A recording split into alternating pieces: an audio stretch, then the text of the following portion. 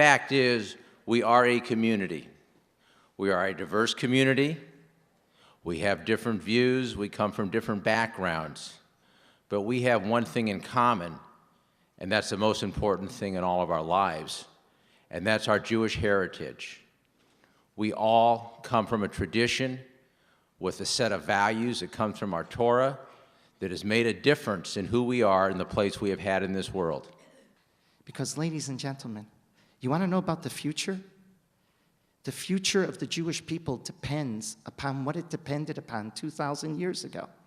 And that's a commitment to Torah study, which today is all about. If you don't do Torah study, you don't have any future. And that was his fear. His fear that the Shiloh paradox would not happen to us. And so in a brilliant maneuver, he goes and he creates a Beit Midrash, a school.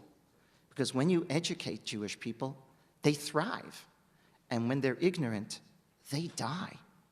We need guidance as Jews on economic issues, on social issues, and we should take advantage of the wisdom that people have with, I don't know whether it's going to be papers, action, there are going to be groups that are going to implement these suggestions or these proposals, and we'll be able to have an argument and a debate because we're going to bring people with different points of view together. And a Beit Din needs to be understood not as a deciding body, but as a guiding body that raises issues for people that they otherwise would never think about in terms of solving the complex issues that we're facing today.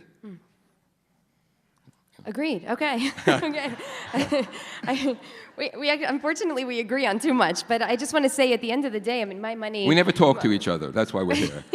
We like each other very much. Okay. At the end of the day, my money is on the revitalization of the Jewish community and the bringing together of various elements of the Jewish community based on these essential elements, which is based on an attention to spirit, body, and mind, and based on a translation of that personal and communal spiritual nourishment into a much broader global vision of what is actually possible when individual human dignity is actually recognized grand scale. And I feel like this is not a project or a panel in the brochure of Jewish life, but this is actually the heart and soul and the essence of Jewish life for all of us to be able to derive this kind of personal strength so that we can build a stronger community, so that we can then go out and build a stronger world. David, Danny, do you have any thoughts on sort of the Jewish creation of Hollywood? Do you think of Hollywood as a Jewish place? I definitely think it is still a predominantly Jewish place, but it's not what it used to be, and I think actually it was an escape for a lot of the Jews back east to kind of move west and kind of find their own kind of business outside the schmata business. So I'm interested also in the myth of Jewish control of Hollywood, and I just want to share with you that in the 1960s, I think it was 1964, the Anti-Defamation League conducted a poll surveying 1,000 American adults on anti-Semitic attitudes in America.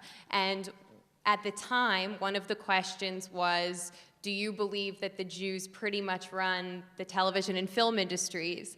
And in 1964, half of the respondents said yes. Now, they conducted that same poll again in October of 2008, and then 66% of people disagreed with that statement, that the Jews do not pretty much run the television and film industries. Only 22% agreed with that statement. So I want to know what you think. Well, I think if you asked to say, if you polled the Writers Guild of America and said, do the Jews control Hollywood, most of them would say, not my Jews. You are in the session, really, it doesn't look Jewish, new rituals from non-traditional inspirations. Ritual number 3, we are a community, and a community means we know each other, we know each other's names, we face to face with each other, and we share life together. So everybody get up, stand up, turn around to the people next to you and introduce yourself and say hello.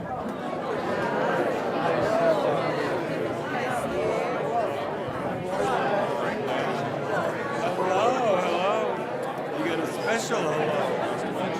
Please meet Rabbi Laura Gill.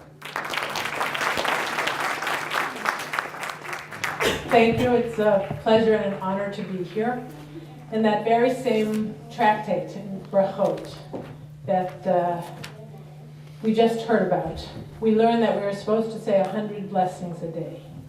100 times a day we're supposed to stop and acknowledge that divinity is present. It's just up to us to acknowledge that presence. 100 times a day. Think about that. Let me talk about the vision then. Rabbi David Wolpe, in a sermon he gave a few months ago, talked about the idea of changing your past. And in his sermon, he said that based on steps that we take and things that we do and things that we say, we can actually change the context and implications of the things that we have done in the past. He said, essentially, that the example he gave was when you read a book and you get to the end of the book, when you find out the end of the story, it completely changes the way you read the book.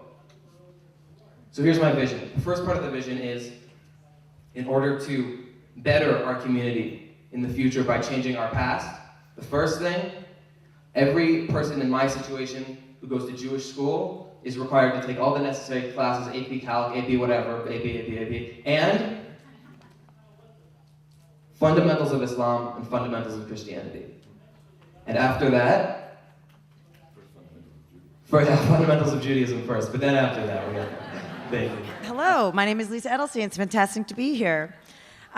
This is a wonderful night, and what a great day. It looks like everybody really enjoyed themselves.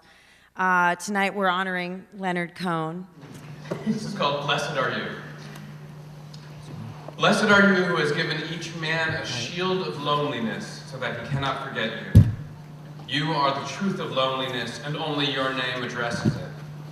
Strengthen my loneliness that I may be healed in your name, which is beyond all consolations that are uttered on this earth.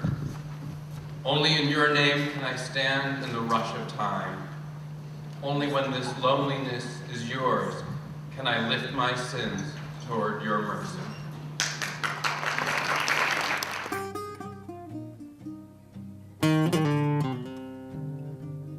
Who by fire, who by water, who in the sunshine, who in the nighttime, who by high ordeal, who by common trial, who in your merry, merry month of May, who by very slow decay, and who shall I say is calling